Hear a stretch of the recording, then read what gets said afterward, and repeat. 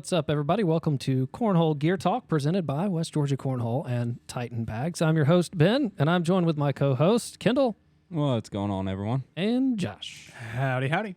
All right, so Josh, what are we talking about this week?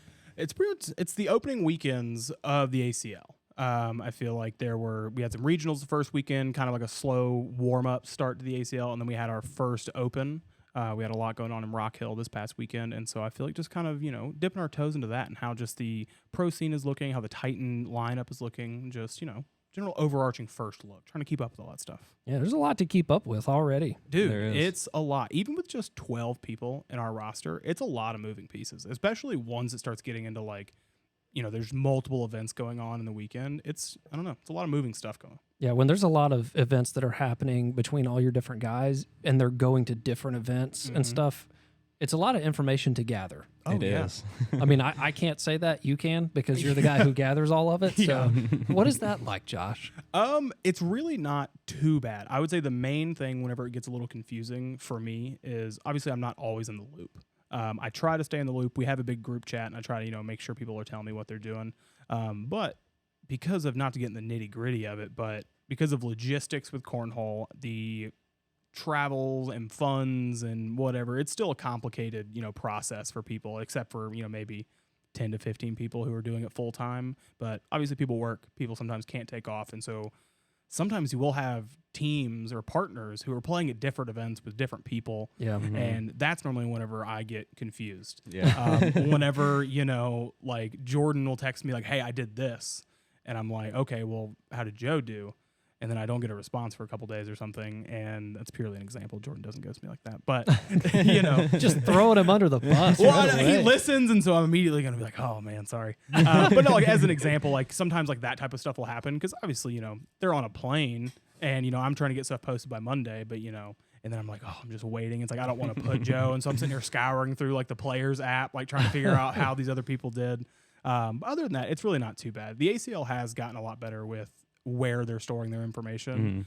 But at least early on right now, it's not all very easily accessible. At least if you want like PPR, DPR, all that kind of stuff on each individual game, it's still a little difficult. Yeah, they made it a little more difficult this weekend. Did y'all see where Verizon banned their text threads? What? Yeah. I didn't see that. So a lot of the cell companies are like cracking down on like spam messages and all that. Mm-hmm. Oh, boy. Apparently, this is just what I've heard. This isn't an official statement, but apparently one of the players changed their name to a very dirty name. And so Verizon flagged it as spam. And so anybody who had Verizon just could not get their court assignment, anything like that, through text message this weekend. So they actually, golly, Josh Keck, I know he had a weekend. If that's true, then I'm so sorry, ACL. That's got to be a headache. Oh, yeah. Because they had to fix the players app to accommodate for all of that this weekend, from what I've heard. Oh, gosh. I went on there, I was like, this is a little different, I think. Damn, I haven't heard anything about that. That's wild. Wow. Well, what events have been going on? What do we need to catch up on? I had a big first open. I mean, of course, the opens are always fun to follow along with. You get some, like Josh was saying earlier, you get some mixed match partnerships. Mm-hmm. We had a couple of those this weekend. And then what I found the most interesting from this weekend was the new rookie showcase. That was really cool. They I wish it would have been broadcast a little bit better. Yeah. Because I did not get to see it very well. I think I found one live stream from somebody that was just kind of showing it a little bit, but I feel like that's something that's so cool. These guys that come in here, you may not know exactly who they are, and then they get a whole event just for them. Like, they've worked hard to get there, so ACL made an event just for them to really show, like, hey, this is why I'm here.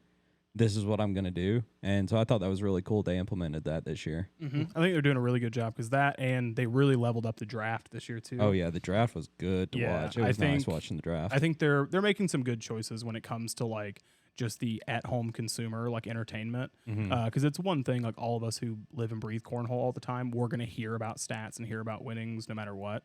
But to be able to show it in a very digestible way, like doing a full draft, full event, I mean, it could be better. But Yeah. for what it is, it's great. And Yeah. then I unfortunately didn't get to watch the rookie showcase. This is the first year they did that, right? Yeah, this is the first year. And like you were saying about the draft, it is leaps and bounds better from last year. Oh yeah, it Like used to be the live stream, them just sitting at their desks at their own houses. Yeah, this year was very impressive to see how much changed this year. Mm-hmm. I think that's just going to get even better. I mean, I even with other sports, I'm not a big draft guy. Like, it's cool. When it gets done, I'll go look at the results. But this, I was actually, I was hunting this weekend, so I was in the deer stand. So I may have been a little bored, but I popped the live stream up, just had earpiece in, just listening and watching. It was actually very, very entertaining this year. So that was good.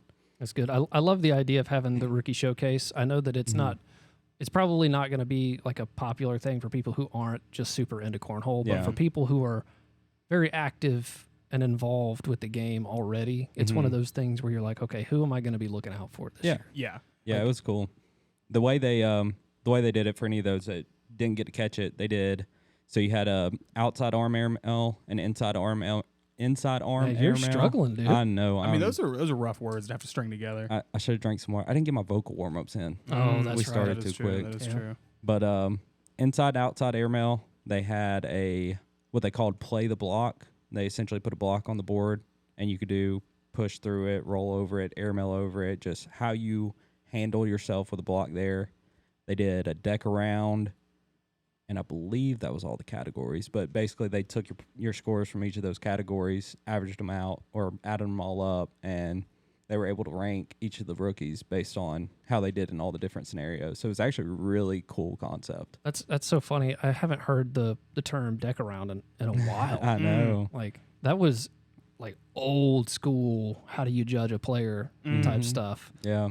Like going the down and backs, the 10 frames or whatever it was, seeing what you got. And I mean, now, gosh, there's so many people that could just ace it. Oh yeah. It's crazy. But yeah, that's neat. I like it. No, I like anything that they're going to add because, like we've talked about on multiple episodes, cornhole is headed in the same direction as every sport, where they got to provide more numbers, provide more stats, provide more information for the hobbyists of it.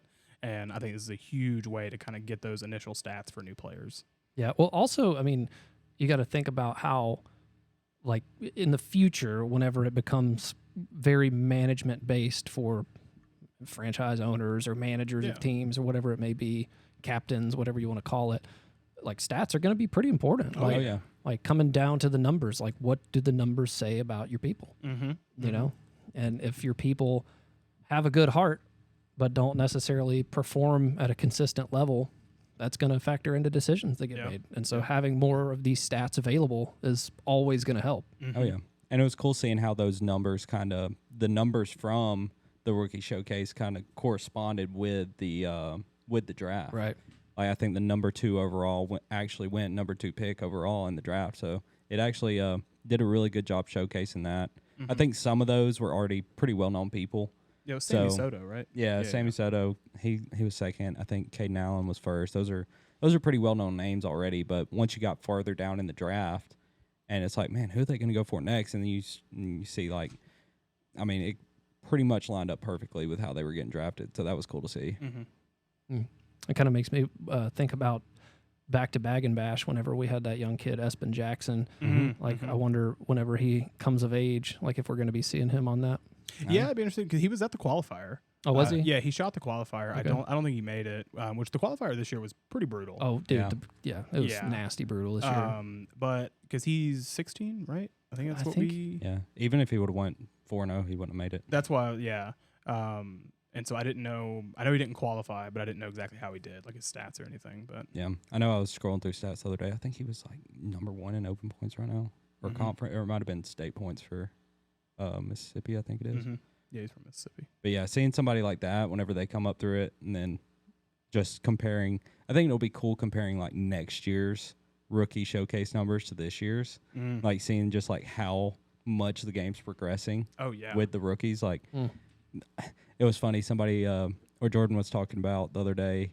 His rookie class was like Tony Smith and Matt Guy, and I'm like, golly, just think about that rookie class. Like seeing those numbers, I think that'll be cool to kind of compare it throughout the years as well. But even still, like coming to think about certain rookie classes at certain times. It's like back in the day, you know, you had the power dynamic duo with Adam and Cody doing a lot of stuff, but even back then they weren't as good as they are now. Yeah. Oh no. And you think about like how back then you're like, oh, these are some of the greatest that'll ever play the game. And now if that team from that time period came and played some of the rookies of this year, Oh, So it'd be game over. it'd be brutal. like Yeah. it's just the skill level of you know how people have adapted and overcome certain obstacles of other people's skill coming into the league. It's out of this world, and it just keeps getting more and more competitive. Oh, yeah. It's almost like the whole idea, like when Michael Phelps broke all those swimming records, you're like, nobody's ever going to be able to break this. But then one day, like somebody's going to be breaking these. Oh, yeah. Just like with everything. And so it's the way the advancement works with this. Yeah, and that would be a good way to get it on paper and really see it too. So Yeah. that'd be cool. Yeah. That's why it's important to have the stats. It is. There you go. We came full circle. All right. So let's talk about what actually happened here at some of these events. So the Open, we had actually had some pretty good runs for the very first Open. Jordan, he got second in his bracket. He lost king seat game to Jeremiah Ellis, another rookie this year. Crazy rookie. I guess you can say rookie. He's pretty well established in the community, but he decided to come over to the ACL this year.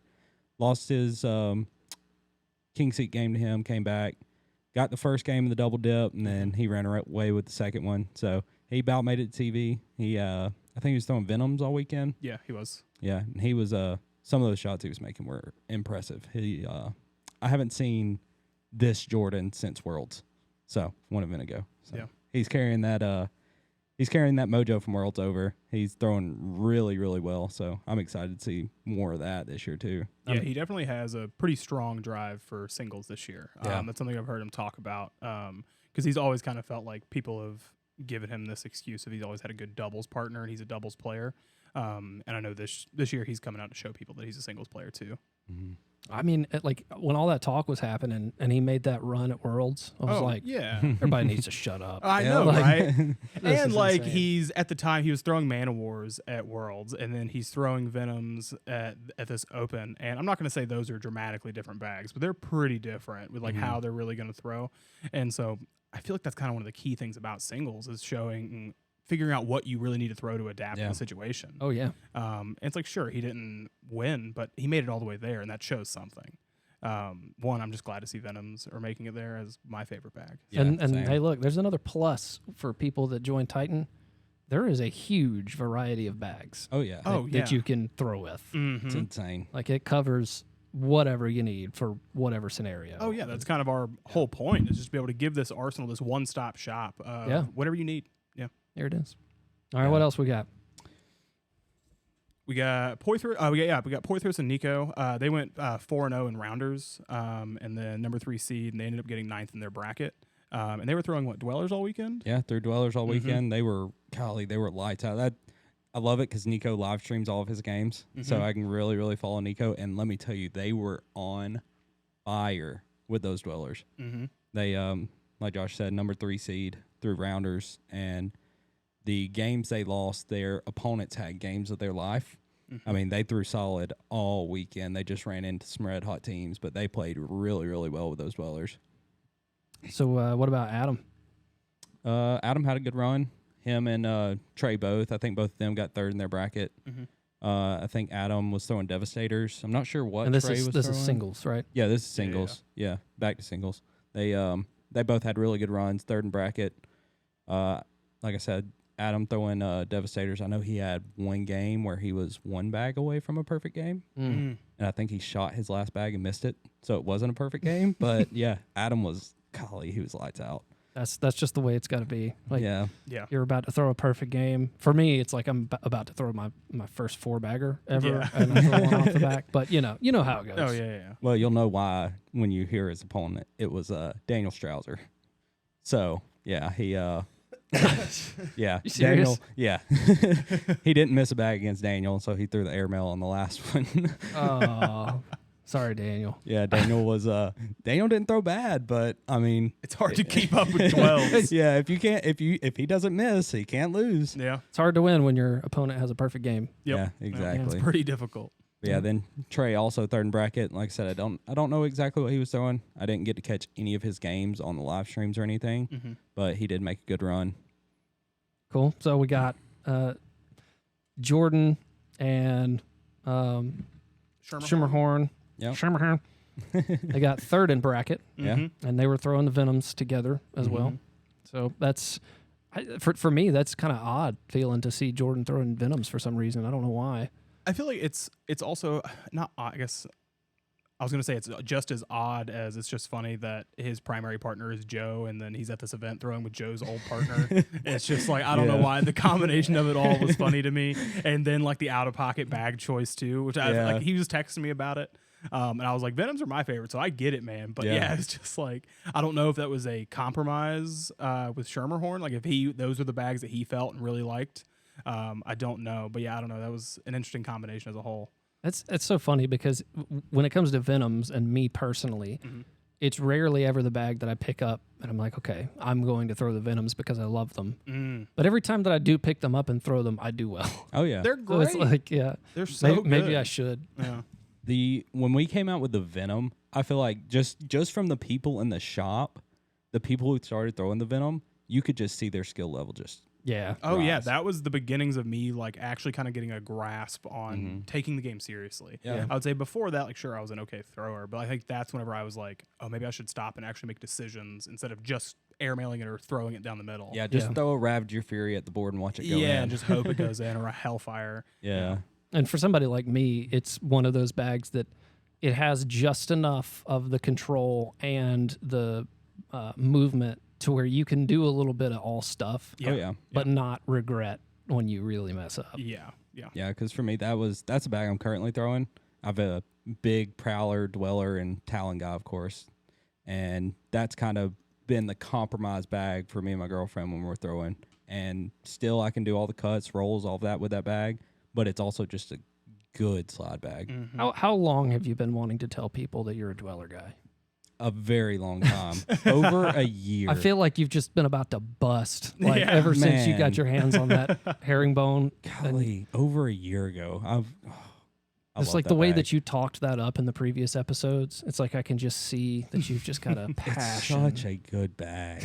It's so good. Well, speaking of it, like there have been a lot of pros in our lineup that have been thinking like, oh, this is real good. Let's use this. Oh, yeah. I mean, I've been talking with over at least half the team right now, just trying to get like custom bags and stuff like that on the website, working with them on logos. And every person I've talked to, I'll ask like, well, what primary bags do you want to release with this? Or what do you want it on or whatever? And they'll send me 2 or 3 bags that they're really liking, or 4 bags that is what they bring to every event. And I think most everyone, Dwellers is in their lineup. Yeah. It's funny because like throughout a lot of the R&D process, I did not take part in a ton of it.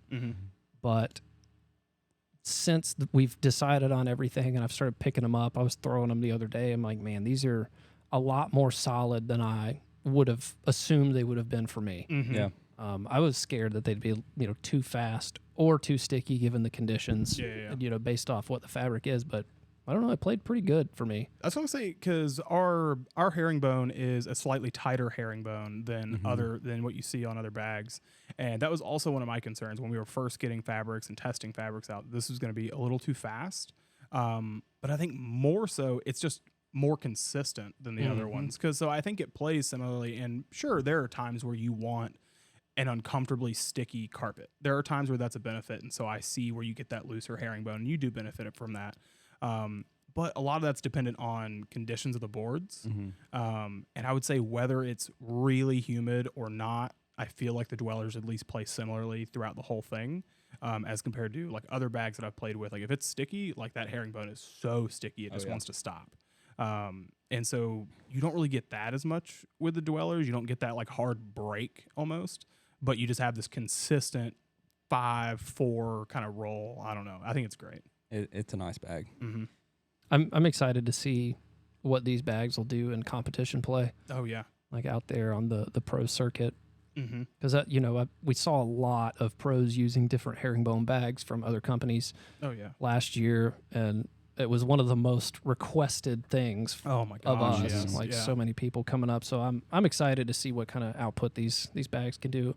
And I'm also interested to see what players are going to choose to use them in tight situations. Oh, absolutely. And I'm interested to see like those players that are adding them to their lineups.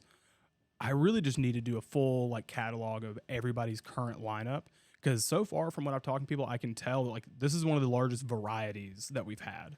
I would say we've always had a large spectrum of bags on Titan, but like every year, you know, same thing. People are sometimes upset, some people are happy whenever we cut and add stuff or whatever. But I think this is one of our like most kind of like cutthroat lineups we've had when it comes to playability in, you know, in ACL circumstances. Yeah. And as compared to, you know, there have always been kind of 4 or 5 that are more popular for the backyard players as compared to pros. But this year, I feel like everybody's loving everything so far. So I don't know. Because we got Bernasset. He's talking to me about Stampedes. Yeah. So I Which think that is such a slept-on bag. Oh, yeah. And it's I mean, I guess I'm not surprised Bernasset likes it, because I would say it's really similar to a Man of War besides like hand feel. You're really just kind of changing how that feels in your hand. And I don't know. Yeah, it's a crazy bag.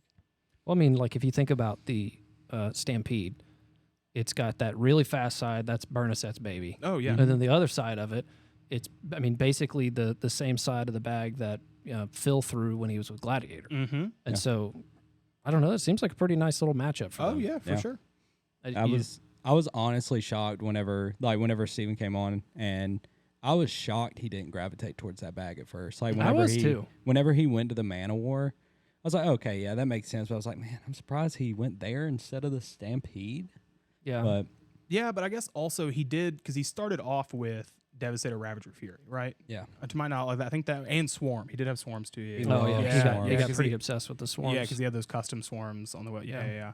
But I guess I'm trying to think of him using like our fast bag lineup. I feel like once you go to the Ravager and once you're a exclusively Ravager player, it's kind of a weird area to go to like another bag if you're that type of person.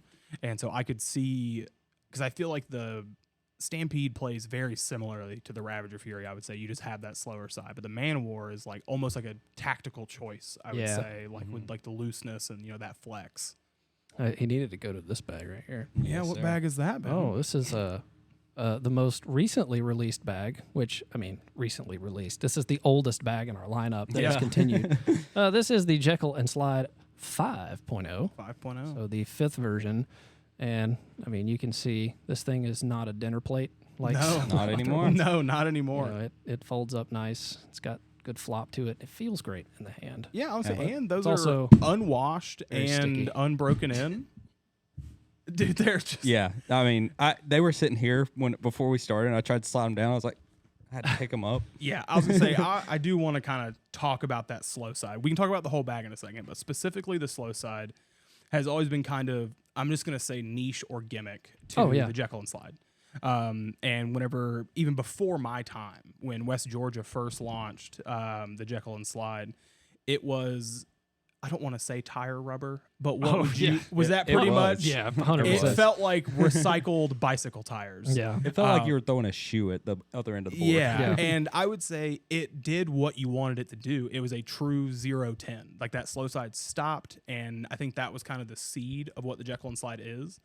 And it's been this journey of how do we improve it? How do we make this, I don't want to say silly, but how do we make this silly bag really like playable, And I think we've got there. How do you marry the silly and the fun together? Yeah. Like, because this is not, I mean, maybe there's somebody out there who's like, I can, destroy everyone with this bag.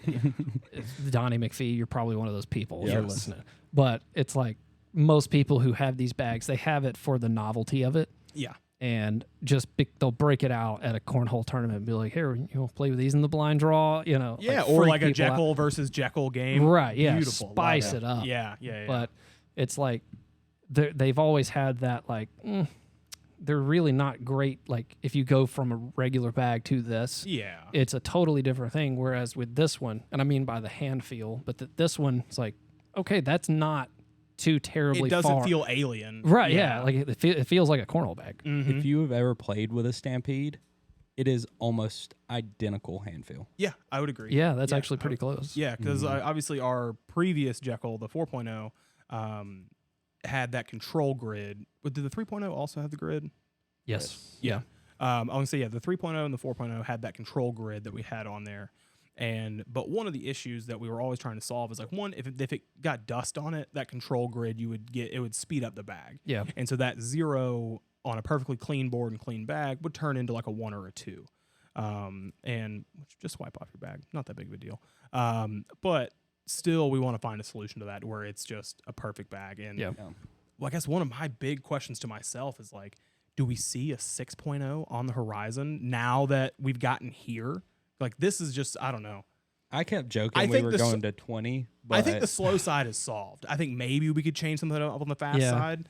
I don't know if we have to install an engine to make it faster. Listen. Anybody who owned the 1.0s, they can attest that there is no fabric in the history of cornhole faster than that 1.0 fabric. Yeah. That, like, it's too fast. It was, because it was like that, like, you LL Bean backpack, slick material. You throw that thing on the board, like, good chance it's going to come back down. Yeah. Oh, yeah. It's that fast. So I don't know if we want to get that fast, but might be worth. Nah. This is probably the fastest we can get without having the bags slide backwards.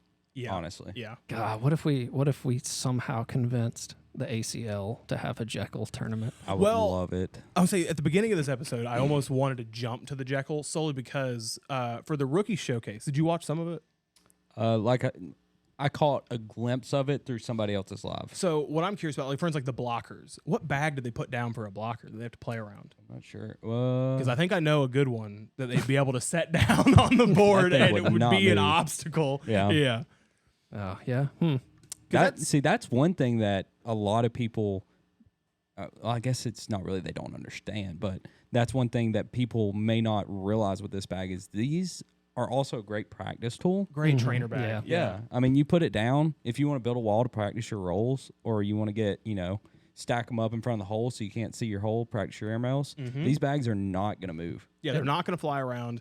And one thing I was thinking about too is like the slow side is sticky enough to where like if it's hanging in the hole, if it's creased and the pellets or the resin is split, it's not going to slide into the hole. It's just going to hang there and really grip it.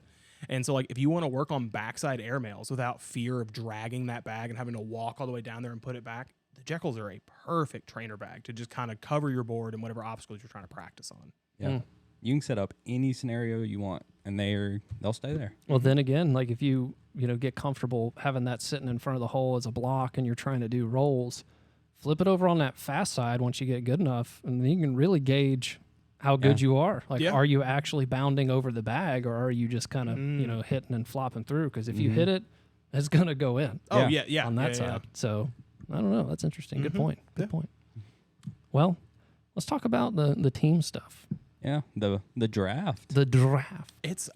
Every year I'm falling more and more in love with the whole teams thing. I think it's my favorite thing that I look forward to, and especially that's a big thing for me as someone who's not a sports fanatic. You're a big Marauders guy. Yeah, big Marauders guy. I do like the Marauders. I think they're the greatest like logo color combination. Yeah, they are.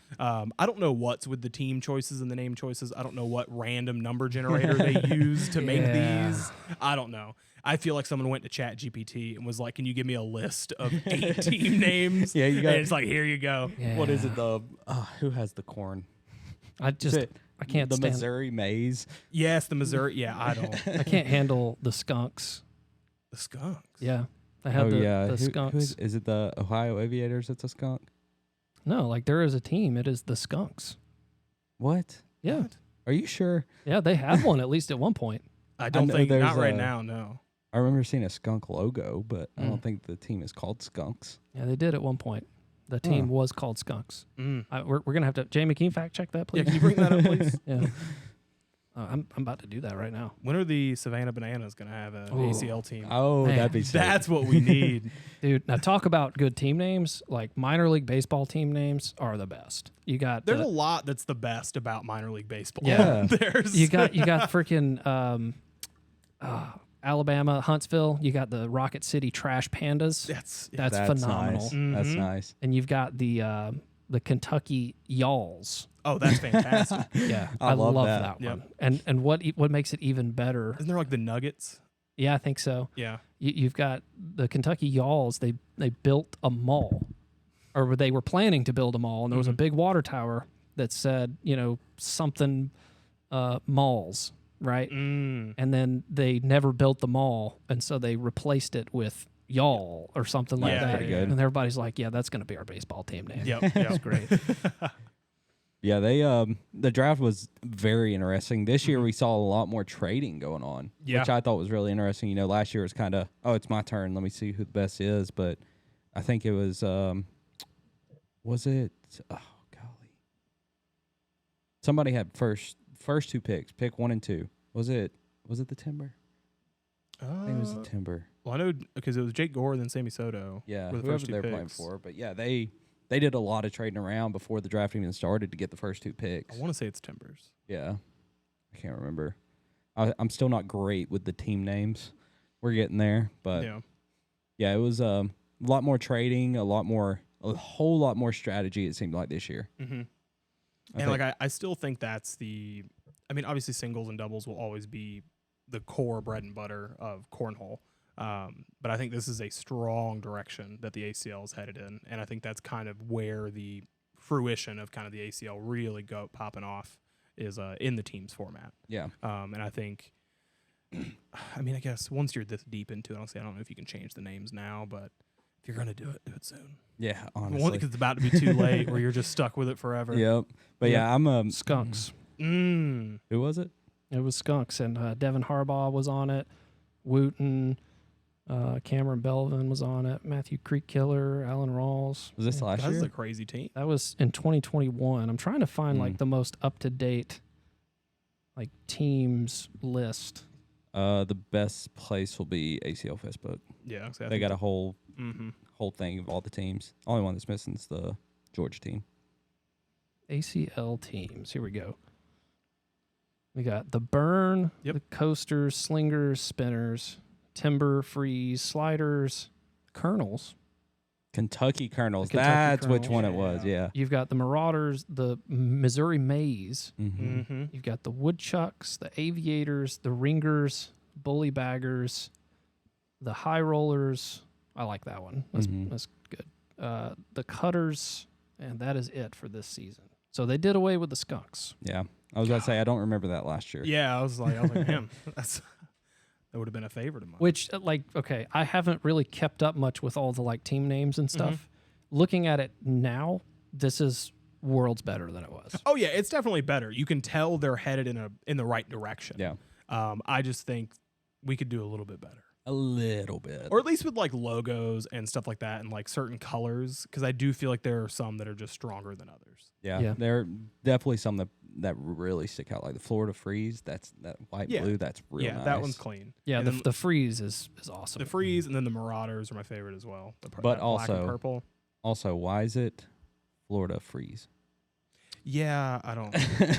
I don't think they know. Maybe there's like the weird thing about it is like the tail end of the F on the logo is on fire. Yeah. So like there's got to be something behind this. There is nothing frozen about Florida. That is interesting. I do appreciate the fact that the Georgia Sliders has a very reminiscent logo to the what's Shannon Lacey's guys? Dirty South. Yeah, there so. Yeah. I do kind of like that. It does Yeah. look good. They're changing venues, right? Or- Yeah, they lost the spot they play every week, so they got to get something new. Did they lose it or are they just moving? I I don't read think the post, but I didn't really. I don't fully remember. I don't think it's so much of they lost it. Mhm. I think they did lose it, but I don't think it was like any kind of bad blood, anything. okay. They might have been looking for something new, or they were like, "Hey, we appreciate y'all guys," but because it ended very abruptly. Yeah, I mean, well, they made a and- post 2 days before, like, "Hey, we're not playing this week." Yeah, so yeah. Because at the Legion, but Dirty South Corner, it's huge. it's massive. It's massive, and so I assumed it was for space. I Yeah. assumed it was for space, and then also because like the Legion is also just a bar as well, and so I don't know how much of it is permanent, like what they set up, and so I don't know if they need something that needs to be up around the clock. You know? Yeah, that's I think they're just mainly looking for more space, but I think it was one of those things where they were in the process, and then something unfortunate might have happened. I'm really not sure, but they'll get them new space. They'll be back to it, which I will say probably one of the best organizations in the, I'll say country. I mean, I don't know too many Outside the country. outside of where I live. So Yeah. Yeah.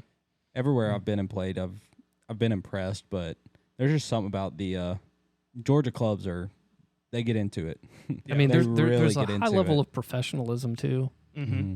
Which is good. Well, I mean, a lot of it also has to do with like our conference is a really strong conference. Oh, yeah. And so I feel like a lot of the venues and a lot of like the regionals and stuff like that kind of hold to that. Yeah, I feel like we have a lot of people who are right on the verge of going pro as well. Mm-hmm. You know, you see some states, like I think the two big ones right now are Texas and Florida. Like they've got a bunch of pros. We have a bunch of people who, for whatever reason, they're not chasing that pro card or anything like that, but they could. Like 100% tomorrow, they could have went to the qualifier and made it. Michael K. Yeah. Yeah. I mean, I don't think he wants to be a pro though. No, but I mean, I think just even like at our venue, like compared, because I know in Georgia there are massive venues for cornhole, and like just even here, like there are some shooters that come out and play, and I feel like they're kind of all. I mean, especially in between like the Dirty South, and then also was it Red Clay Baggers as well. Like there's North Georgia. Yeah, they're crazy players. Yeah. But I also kind of going back to what you were talking about, like if you were to look at, Adam and Cody, 10 years ago playing cornhole, the Adam then versus Adam now, like he's gotten so much better. It's night and day almost. And I feel like how we have all these pros in Georgia who are kind of on that cusp, but I also feel like the skill set of the average person on the cusp of becoming a pro has also just gotten that much higher. Yeah. And everybody is at that point. And that kind of also goes back to what I was talking about, like the qualifier this year was intense. Yeah, it was. Yeah. I mean, it's just like we've always, I guess the young guns showing up and playing has always been a thing, but even people who aren't, like people who are in their 20s and 30s just showing up and just like, who are you? And you're just throwing an 11-5 for the entire thing. Like, it's just crazy. I mean, you can even see it. I keep referencing it around here, but you can, like, if the way I throw now, when I first started playing, if I threw like that, I'd be winning a lot around here. Yeah. And now I do not win a lot. No. And I feel like the progression at every level is just stepping up. I mean, even every week, it's just getting better and better, which I love to see. Yeah. No, same.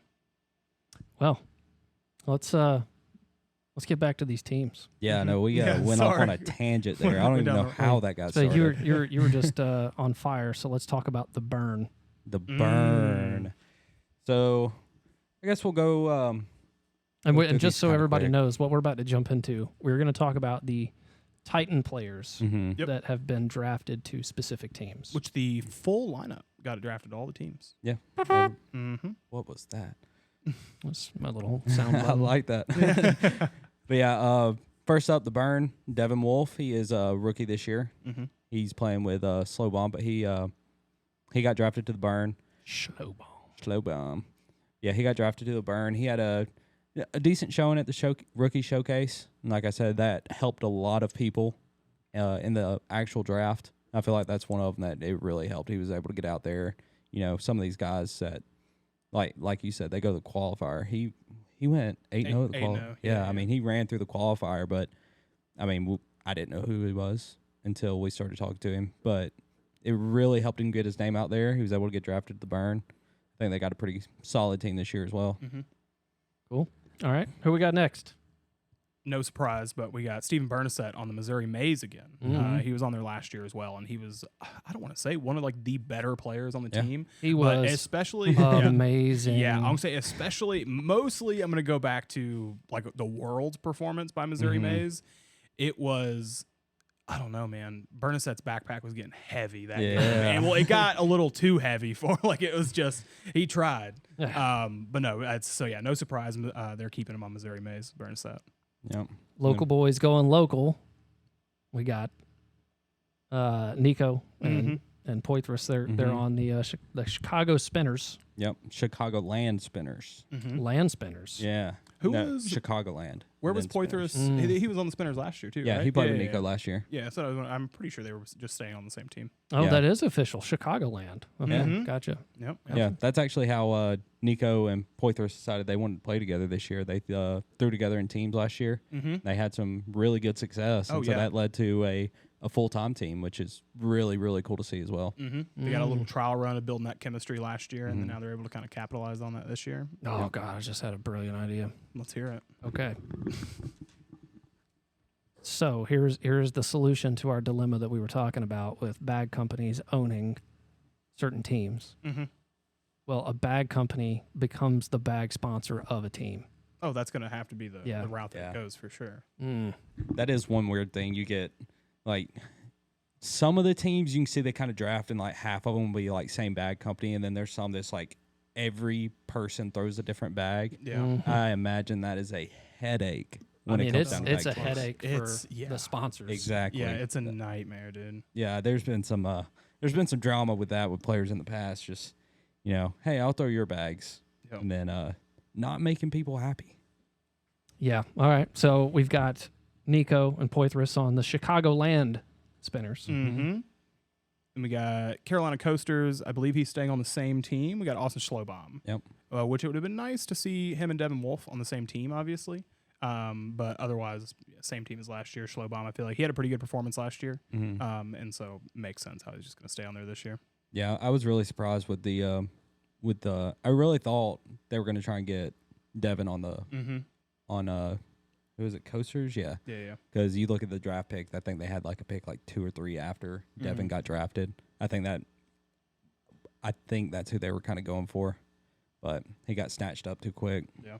All right, what do we got next? We've got Adam Hissner, and Byron Sisson. There you go. Byron Sisson on the Colorado Timber. Yep. Yeah. Once again, same team as well. Both of them, I feel like that was Byron last year, to kind of jump straight to Byron. That was kind of his, like, I don't want to say highlight reel, but that was like a lot. He had a really good performance, I would say, overall in the team's event. I would say all the regionals and stuff local, like he was just crushing it last year.